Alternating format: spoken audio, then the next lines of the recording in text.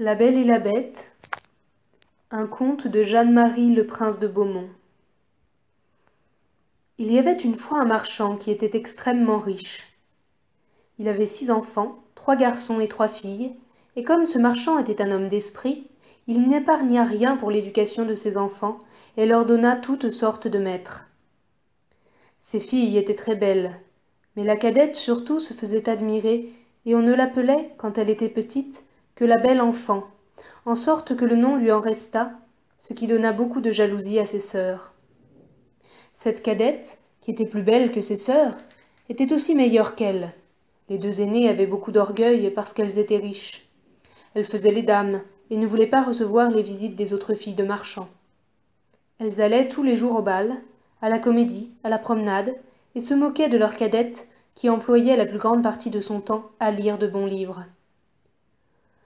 Comme on savait que ces filles étaient fort riches, plusieurs gros marchands les demandèrent en mariage, mais les 2 aînées répondirent qu'elles ne se marieraient jamais, à moins qu'elles ne trouvassent un duc, ou tout au moins un comte. La belle remercia bien honnêtement ceux qui voulaient l'épouser, mais elle leur dit qu'elle était trop jeune et qu'elle souhaitait tenir compagnie à son père pendant quelques années. Tout d'un coup, le marchand perdit son bien, et il ne lui resta qu'une petite maison de campagne bien loin de la ville. Il dit en pleurant à ses enfants qu'il leur fallait aller dans cette maison et qu'en travaillant comme des paysans, ils y pourraient vivre. Les 2 filles aînées répondirent qu'elles ne voulaient pas quitter la ville et qu'elles connaissaient des jeunes gens qui seraient trop heureux de les épouser, quoiqu'elles n'eussent plus de fortune. Ces demoiselles se trompaient. Leurs amis ne voulurent plus les regarder quand elles furent pauvres. Comme personne ne les aimait, à cause de leur fierté, on disait « Elles ne méritent pas qu'on les plaigne. Nous sommes bien aises de voir leur orgueil abaissé. Qu'elles aillent faire les dames en gardant les moutons. » Mais en même temps, tout le monde disait « Pour la belle, nous sommes bien fâchés de son malheur. C'est une si bonne fille. Elle parlait aux pauvres gens avec tant de bonté. Elle était si douce, si honnête. » Il y eut même plusieurs gentilshommes qui voulurent l'épouser, quoiqu'elle n'eût pas un sou. Mais elle leur dit qu'elle ne pouvait se résoudre à abandonner son pauvre père dans son malheur, et qu'elle le suivrait à la campagne pour le consoler et l'aider à travailler. Quand ils furent arrivés à leur maison de campagne, le marchand et ses 3 fils s'occupèrent à labourer la terre. La belle se levait à 4 heures du matin et se dépêchait de nettoyer la maison et de préparer à dîner pour la famille. Elle eut d'abord beaucoup de peine, car elle n'était pas habituée à travailler comme une servante. Mais, au bout de 2 mois, elle devint plus forte et la fatigue lui donna une santé parfaite. Quand elle avait fait son ouvrage, elle lisait, jouait du clavecin, ou bien chantait en filant. Ses 2 sœurs, au contraire, s'ennuyaient à mort. Elles se levaient à 10 heures au matin, se promenaient toute la journée, et regrettaient leurs beaux habits et leurs amis. « Voyez notre cadette, disait-elle entre elles, elle est si stupide qu'elle se contente de sa malheureuse situation. » Le bon marchand ne pensait pas comme ses filles. Il savait que la belle était plus propre que ses sœurs à briller en société. Il admirait la vertu de cette jeune fille et surtout sa patience, car ses sœurs, non contentes de lui laisser faire tout l'ouvrage de la maison, l'insultaient à tout moment. Il y avait 1 an que cette famille vivait dans la solitude. Lorsque le marchand reçut une lettre par laquelle on lui annonçait qu'un vaisseau sur lequel il avait des marchandises venait d'arriver sans encombre. Cette nouvelle faillit faire tourner la tête à ses 2 aînées qui pensaient qu'enfin elles pourraient quitter cette campagne où elles s'ennuyaient tant. Quand elles virent leur père, prêt à partir, elles le prièrent de leur rapporter des robes, des palatines, des coiffures et toutes sortes de bagatelles.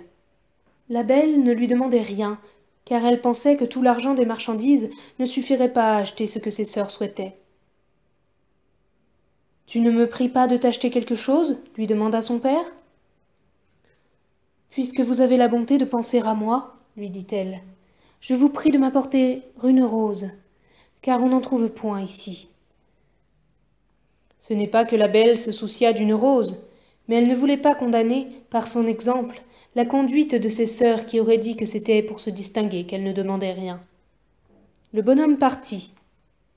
Mais quand il fut arrivé, on lui fit un procès pour ses marchandises, et, après avoir eu beaucoup de peine, il revint aussi pauvre qu'il était auparavant. Il n'avait plus que 30 000 à parcourir avant d'arriver à sa maison, et il se réjouissait déjà du plaisir de voir ses enfants. Mais, Comme il fallait traverser un grand bois avant de trouver sa maison, il se perdit. Il neigeait horriblement. Le vent soufflait si fort qu'il le jeta 2 fois à bas de son cheval. La nuit étant venue, il pensa qu'il mourrait de faim ou de froid, et qu'il serait mangé par des loups qu'il entendait hurler autour de lui. Tout d'un coup, en regardant au bout d'une longue allée d'arbres, il vit une grande lumière, mais qui paraissait bien éloignée. Il marcha de ce côté-là, et vit que cette lumière venait d'un grand palais, qui était tout illuminé. Le marchand remercia Dieu du secours qu'il lui envoyait, et se hâta d'arriver à ce château. Mais il fut bien surpris de ne trouver personne dans les cours. Son cheval, qui le suivait, voyant une grande écurie ouverte, entra dedans. Ayant trouvé du foin et de l'avoine, le pauvre animal, qui mourait de faim, se jeta dessus avec beaucoup d'avidité. Le marchand l'attacha dans l'écurie et marcha vers la maison, où il ne trouva personne. Mais étant entré dans une grande salle, il y trouva un bon feu et une table chargée de viande, où il n'y avait qu'un couvert. Comme la pluie et la neige l'avaient mouillé jusqu'aux os, il se rapprocha du feu pour se sécher et disait en lui-même « Le maître de la maison ou ses domestiques me pardonneront la liberté que j'ai prise, et sans doute ils viendront bientôt. » Il l'attendit pendant un temps considérable, mais 11 heures ayant sonné, sans qu'il vît personne, il ne put résister à la faim et prit un poulet qu'il mangea en 2 bouchées et en tremblant. Il but aussi quelques coupes de vin, beaucoup plus hardis. Il sortit de la salle et traversa plusieurs grands appartements magnifiquement meublés. À la fin, il trouva une chambre où il y avait un bon lit, et comme il était minuit passé et qu'il était là, il prit le parti de fermer la porte et de se coucher. Il était 10 heures du matin quand il s'éveilla le lendemain, et il fut bien surpris de trouver un habit fort propre à la place du sien qui était tout gâté. Assurément, pensa-t-il, ce palais appartient à quelque bonne fée qui a eu pitié de ma situation.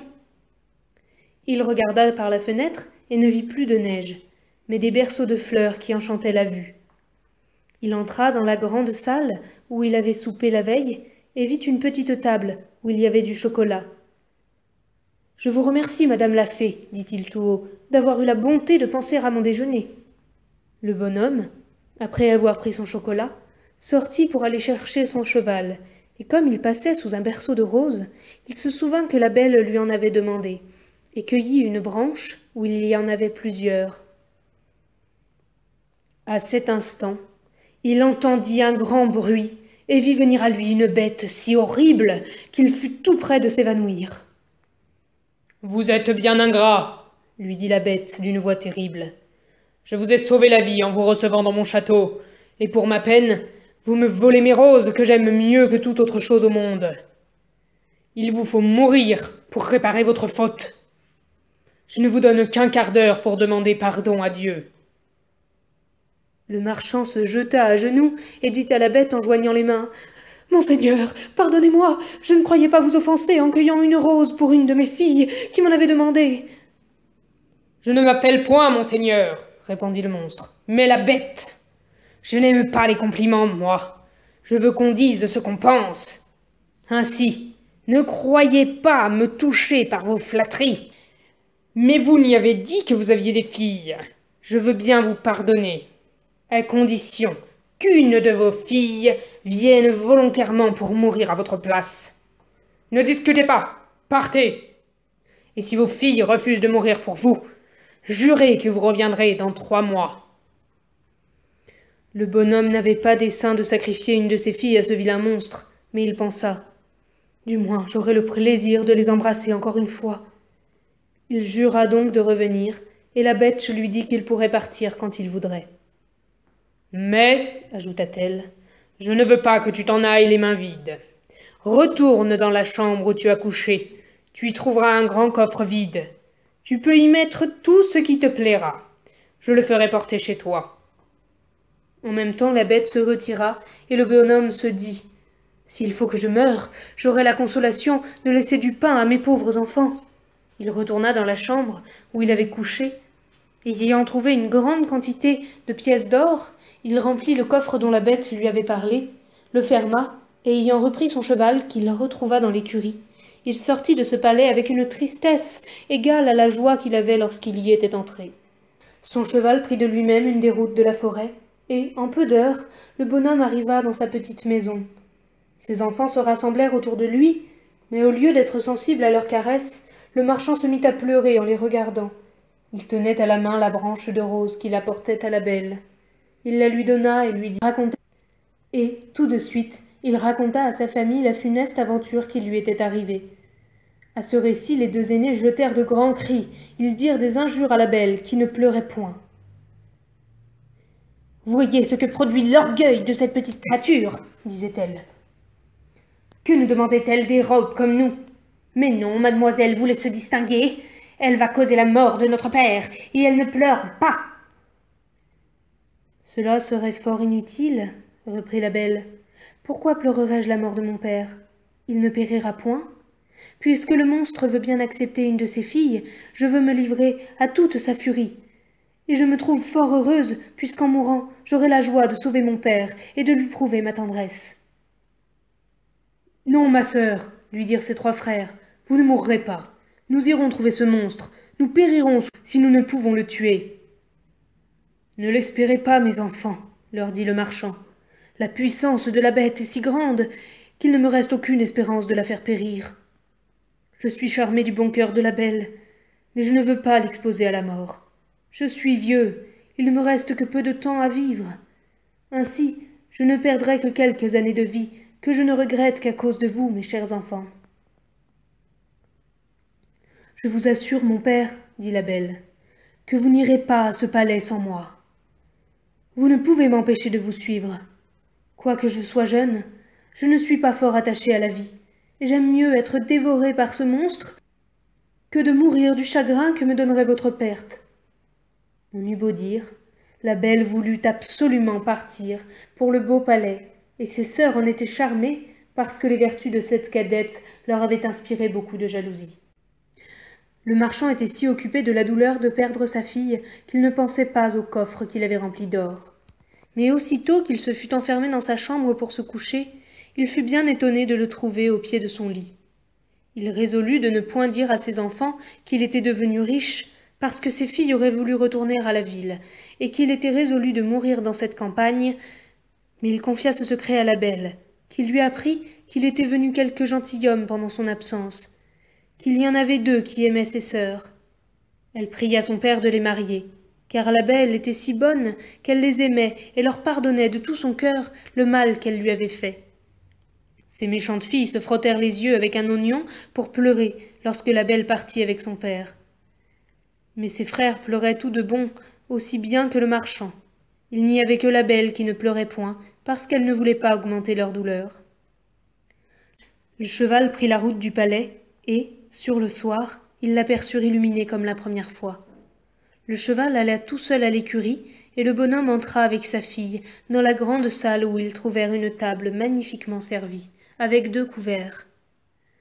Le marchand n'avait point le cœur à manger, mais la belle, s'efforçant de paraître tranquille, se mit à la table et le servit.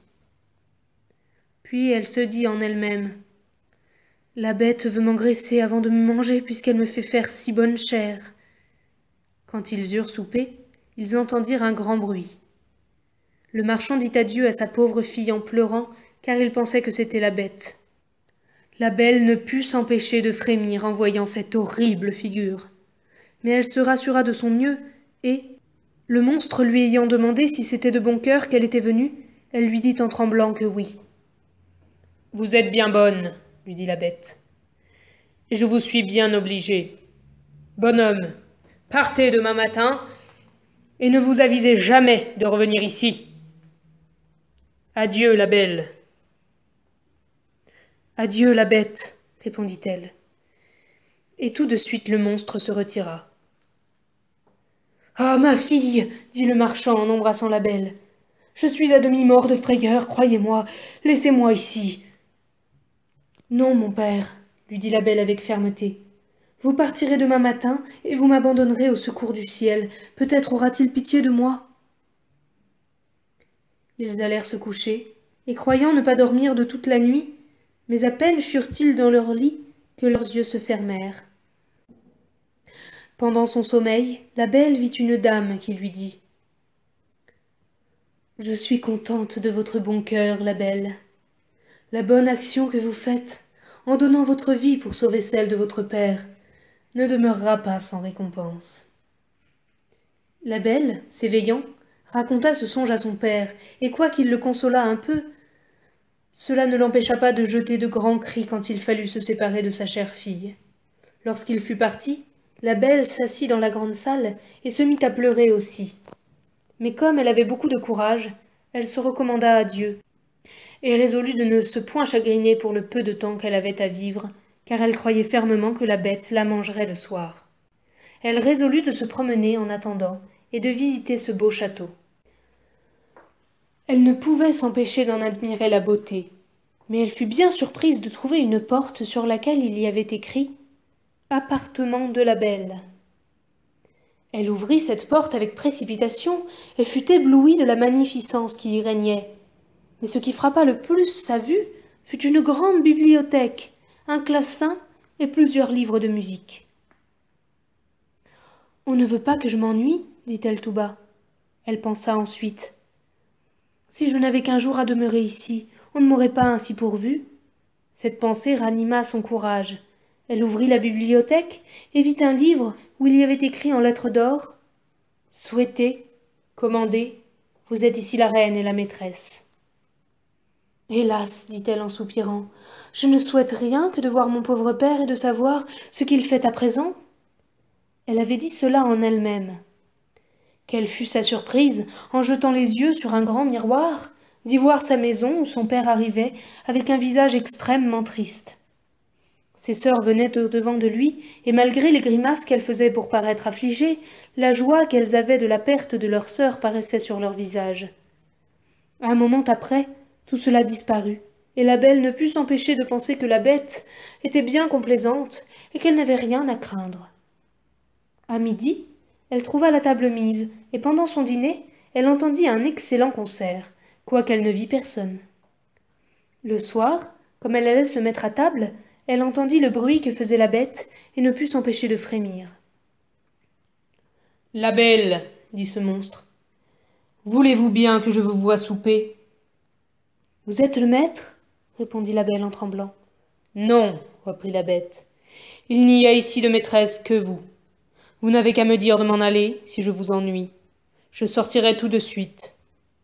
Dites-moi, n'est-ce pas que vous me trouvez bien laid ?»« Cela est vrai, dit la belle, car je ne sais pas mentir.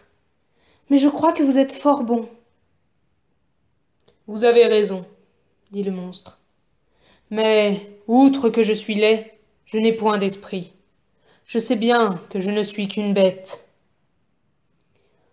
On n'est pas bête, reprit la belle, quand on croit n'avoir point d'esprit. Un sot n'a jamais su cela. »« Mangez donc, la belle, dit le monstre, et tâchez de ne point vous ennuyer dans votre maison, car tout ceci est à vous, et j'aurais du chagrin si vous n'étiez pas contente. »« Vous avez bien de la bonté, dit la belle. Je vous assure que je suis contente de votre cœur. Quand j'y pense, vous ne me paraissez plus si laid. »« Oh, dame, oui, répondit la bête. J'ai le cœur bon, mais je suis un monstre. »« Il y a bien des hommes qui sont plus monstres que vous, dit la belle, et je vous aime mieux avec votre figure que ceux qui, avec la figure d'homme, cachent un cœur faux, corrompu, ingrat. »« Si j'avais de l'esprit, reprit la bête, je vous ferais un grand compliment pour vous remercier. Mais je suis un stupide, et tout ce que je puis vous dire, c'est que je vous suis bien obligée. » La belle soupa de bon appétit. Elle n'avait presque plus peur du monstre, mais elle manqua mourir de frayeur lorsqu'il lui dit « La belle, voulez-vous être ma femme ?» Elle fut quelque temps sans répondre. Elle avait peur d'exciter la colère du monstre en refusant sa proposition. Elle lui dit enfin en tremblant « Non, la bête !» Dans ce moment, ce pauvre monstre voulut soupirer et fit un sifflement si épouvantable que tout le palais en retentit. Mais la belle fut bientôt rassurée, car la bête, lui ayant dit tristement « Adieu donc, la belle !» sortit de la chambre en se retournant de temps en temps pour la regarder encore. Belle, se voyant seule, sentit une grande compassion pour cette pauvre bête. « Hélas, disait-elle, c'est bien dommage qu'elle soit si laide.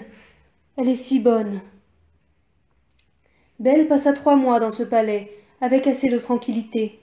Tous les soirs, la bête lui rendait visite et parlait avec elle, devant le souper, avec assez de bon sens, mais jamais avec ce qu'on appelle esprit dans le monde. Chaque jour, Belle découvrait de nouvelles bontés dans ce monstre. L'habitude de le voir l'avait accoutumée à sa laideur, et, loin de craindre le moment de sa visite, elle regardait souvent sa montre pour voir s'il était bientôt 9 heures, car la bête ne manquait jamais de venir à cette heure-là. Il n'y avait qu'une chose qui faisait de la peine à la Belle.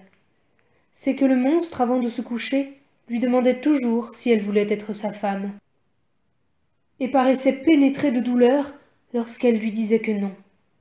Elle lui dit un jour: « Vous me chagrinez, la bête. Je voudrais pouvoir vous épouser, mais je suis trop sincère pour vous faire croire que cela arrivera jamais. Serai toujours votre amie. Tâchez de vous contenter de cela. » « Il le faut bien, » reprit la bête. « Je me rends justice. Je sais que je suis horrible, mais je vous aime beaucoup. Aussi, je suis trop heureux de ce que vous voulez bien rester ici.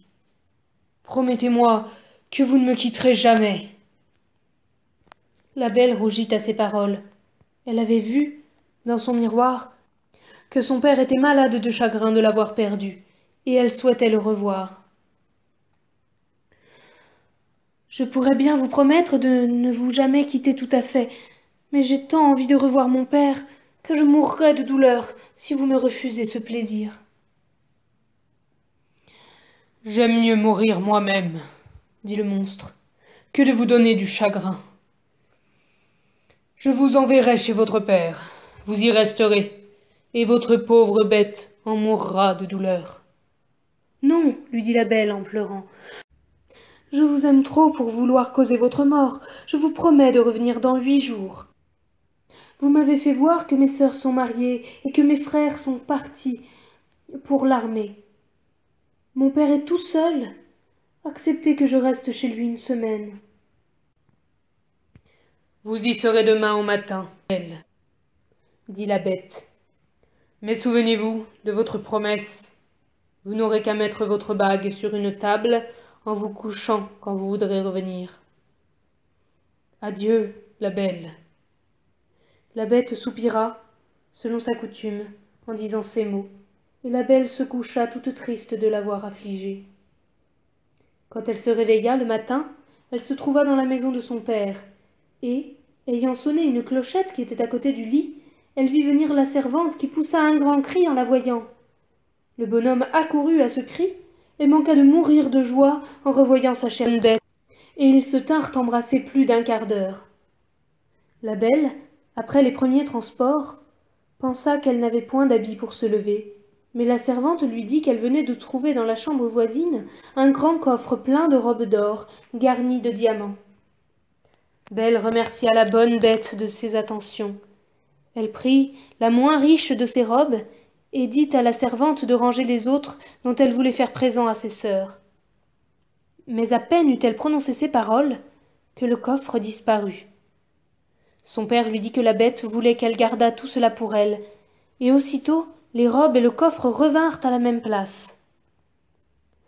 La Belle s'habilla, et pendant ce temps, on alla avertir ses sœurs qui accoururent avec leurs maris. Elles étaient toutes 2 fort malheureuses. L'aînée avait épousé un jeune gentilhomme beau comme l'amour, mais il était si amoureux de sa propre figure qu'il n'était occupé que de cela depuis le matin jusqu'au soir. La seconde avait épousé un homme qui avait beaucoup d'esprit, mais il ne s'en servait que pour faire enrager tout le monde, à commencer par sa femme. Les sœurs de la Belle manquèrent de mourir de douleur quand elles la virent habillée comme une princesse et plus belle que le jour. Rien ne put étouffer leur jalousie, qui augmenta lorsque la Belle leur eut conté combien elle était heureuse. Ces 2 jalouses descendirent dans le jardin pour y pleurer tout à leur aise, et elles se disaient « Pourquoi cette petite créature est-elle plus heureuse que nous? Ne sommes-nous pas plus aimables qu'elle ?» Ma sœur, dit l'aîné, il me vient une pensée. Tâchons de l'arrêter ici plus de 8 jours. Sa sotte bête se mettra en colère de ce qu'elle lui aura manqué de parole, et peut-être qu'elle la dévorera. Vous avez raison, ma sœur, répondit l'autre. Nous ferons tout pour la retenir ici.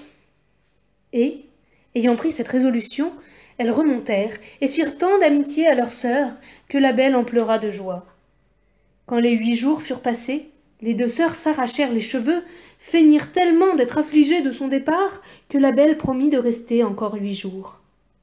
Cependant, Belle se reprochait le chagrin qu'elle allait donner à sa pauvre bête qu'elle aimait de tout son cœur. Elle s'ennuyait aussi de ne plus la voir.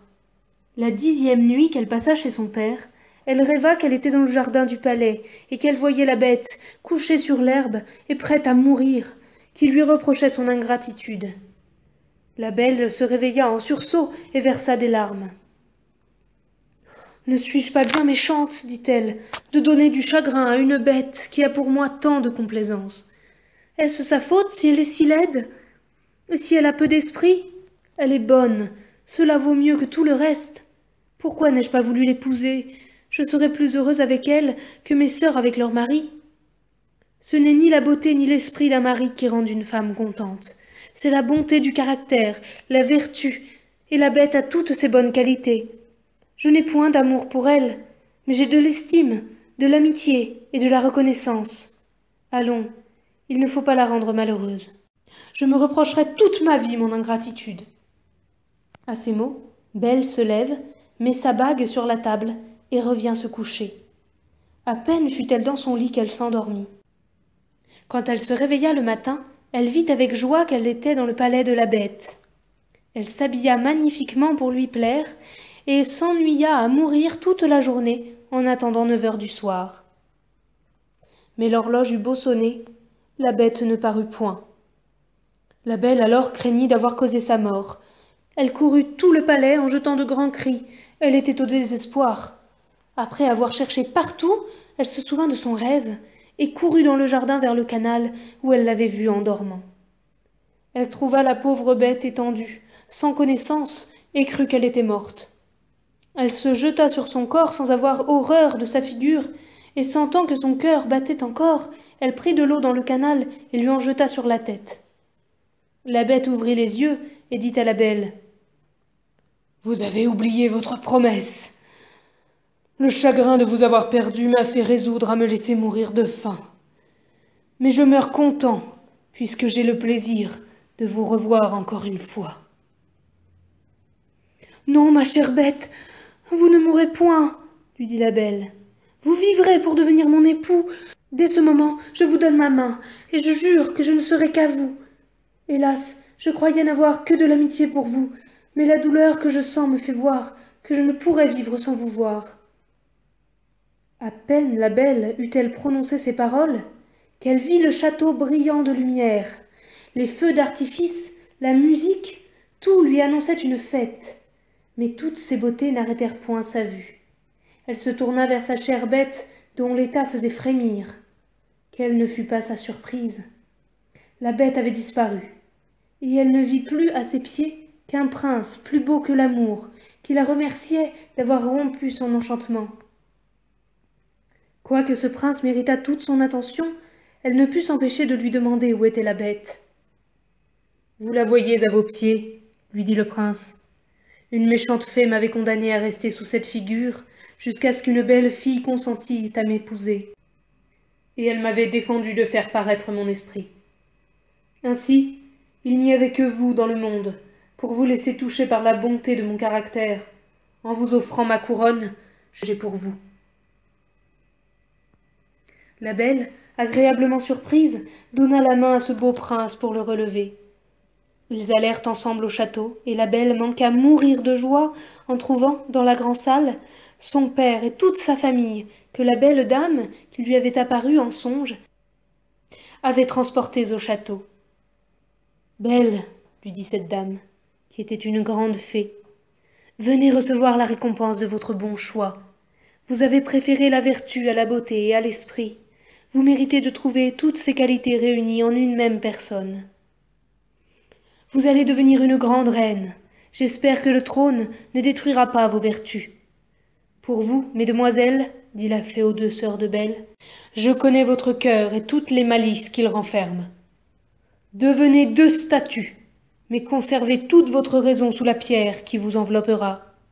Vous demeurerez à la porte du palais de votre sœur, et je ne vous impose point d'autre peine que d'être témoin de son bonheur. Vous ne pourrez revenir dans votre premier état qu'au moment où vous connaîtrez vos fautes. Mais j'ai bien peur que vous ne restiez toujours statue. On se corrige de l'orgueil, de la colère, de la gourmandise et de la paresse. Mais c'est une espèce de miracle que la conversion d'un cœur méchant et envieux. Dans ce moment, la fée donna un coup de baguette qui transporta tous ceux qui étaient dans cette salle dans le royaume du prince. Ses sujets le virent avec joie, et il épousa la Belle, qui vécut avec lui fort longtemps, et dans un bonheur parfait, parce qu'il était fondé sur la vertu.